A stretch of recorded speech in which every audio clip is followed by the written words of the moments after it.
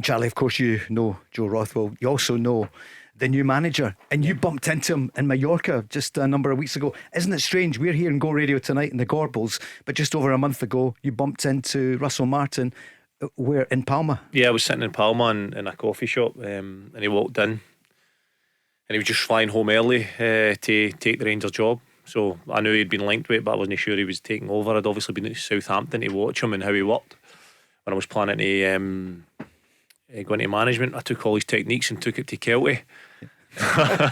Nah, I didn't.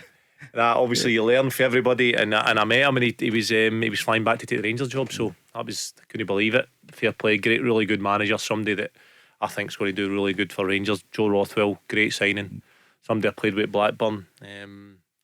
Very good dribbler, midfielder, can beat people and eliminate people in the midfield area, dribble through.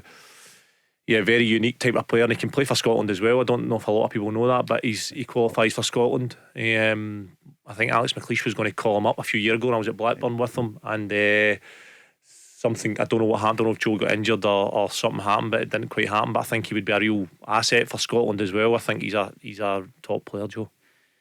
Barry, at that point, it was down to three people, wasn't it? It was you, Russell Martin, and David Ancelotti. Yeah, well, I guess there would have been a lot of managers in with a shout, Paul, because listen, it's a brilliant job to get, and I agree with Charlie. I think Russell Martin's a very good appointment. If you watch the way that his teams play, I think the Rangers fans will enjoy his approach to it. Have you spoken to him? Yeah, I spoke to him a few weeks ago. Very impressed by him, and I'll get right behind him, and I hope he's a very successful Rangers manager.